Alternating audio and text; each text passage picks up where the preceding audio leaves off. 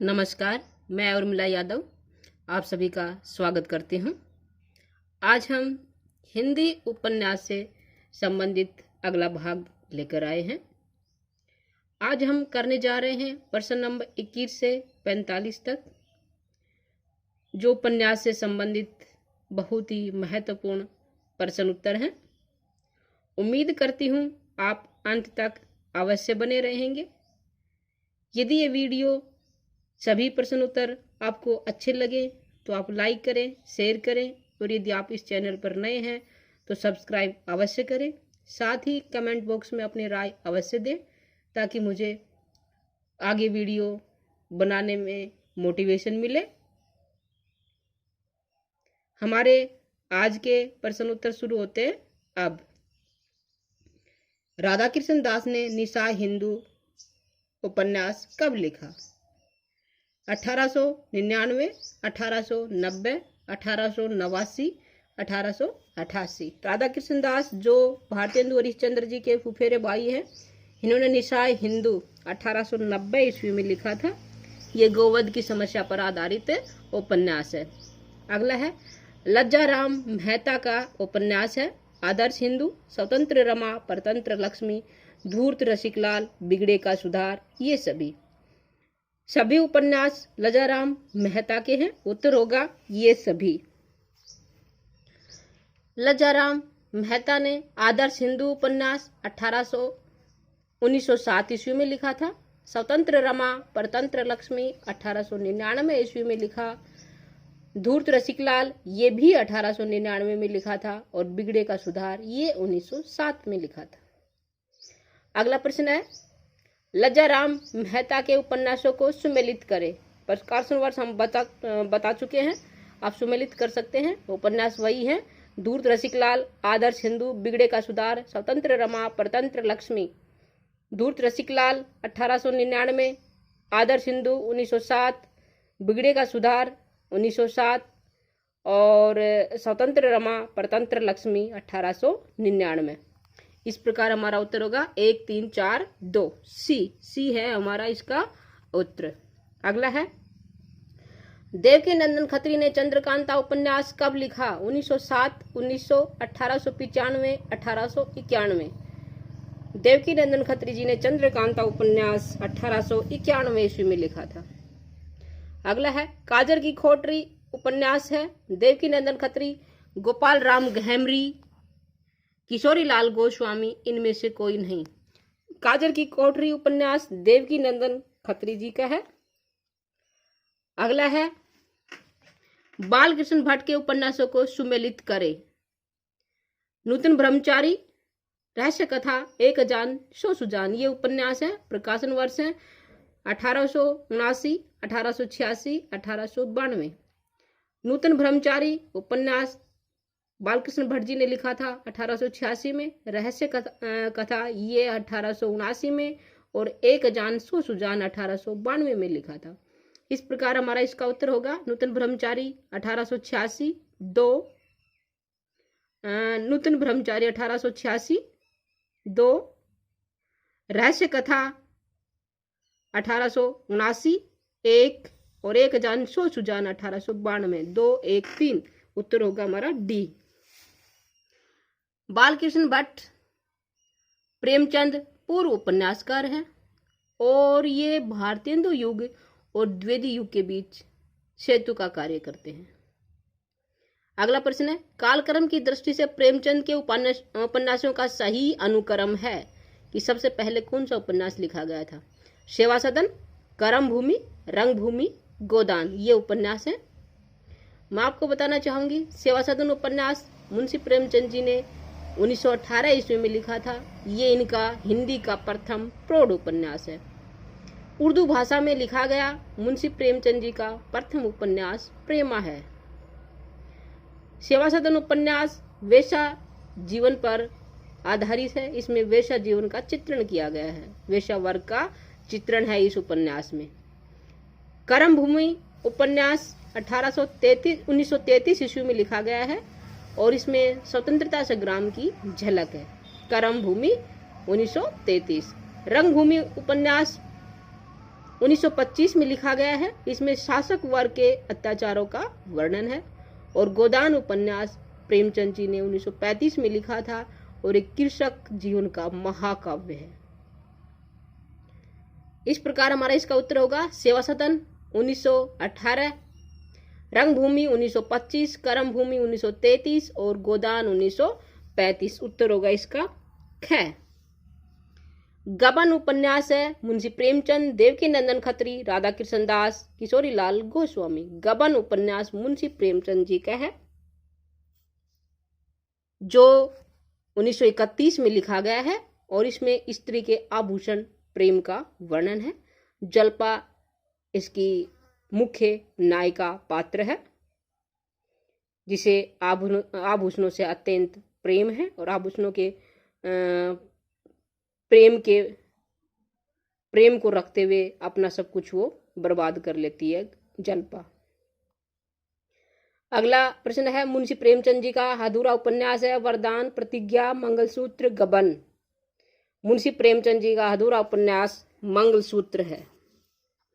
गोदान का प्रकाशन वर्ष है बता चुके हैं हम 1930, 1932, 1934, 1935। गोदान लिखा था 1935 में।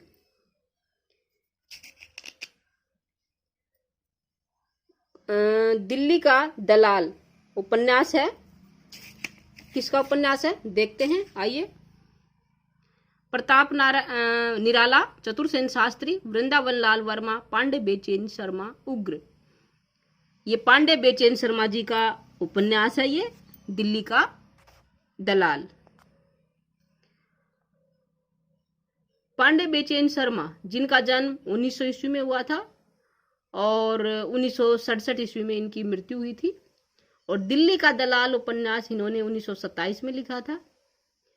बेचैन जी प्रेमचंद युग के सबसे बदनाम उपन्यासकार हैं और इनके ज्यादातर उपन्यासों का विषय वेश्यावर्ग रहा है।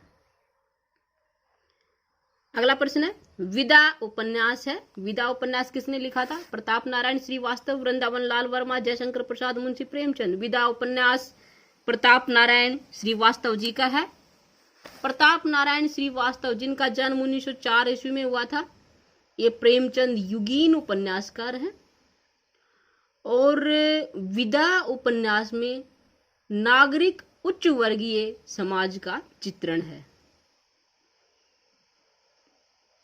और ये प्रताप नारायण श्रीवास्तव जोधपुर रियासत के न्यायाधीश के पद पर भी रहे हैं।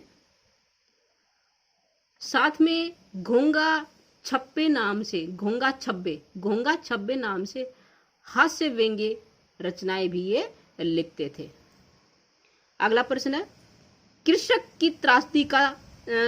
की त्रासदी से संबंधित प्रेमचंद जी का उपन्यास कौन सा है? कर्मभूमि, गबन, रंगभूमि, गोदान। गोदान इनका उपन्यास कृषक जीवन का यथार्थ चित्रण करने वाला उपन्यास है, महाकाव्य है इनका, ये 1935 में लिखा था। अगला प्रश्न है मुंशी प्रेमचंद जी का कौन सा उपन्यास पूर्व जन्म से संबंधित है? कायाकल्प, वरदान, रंगभूमि, कर्मभूमि। मुंशी प्रेमचंद जी का कायाकल्प उपन्यास ये पूर्व जन्म से संबंधित है। कायाकल्प प्रेमचंद जी ने 1926 में लिखा था। अगला प्रश्न है जयशंकर प्रसाद जी का कौन सा उपन्यास उनके अकाल मृत्यु के कारण पूरा नहीं हो सका? कंकाल, तितली, इरावती। इरावती उपन्यास प्रसाद जी के अकाल मृत्यु के कारण पूरा नहीं हो सका।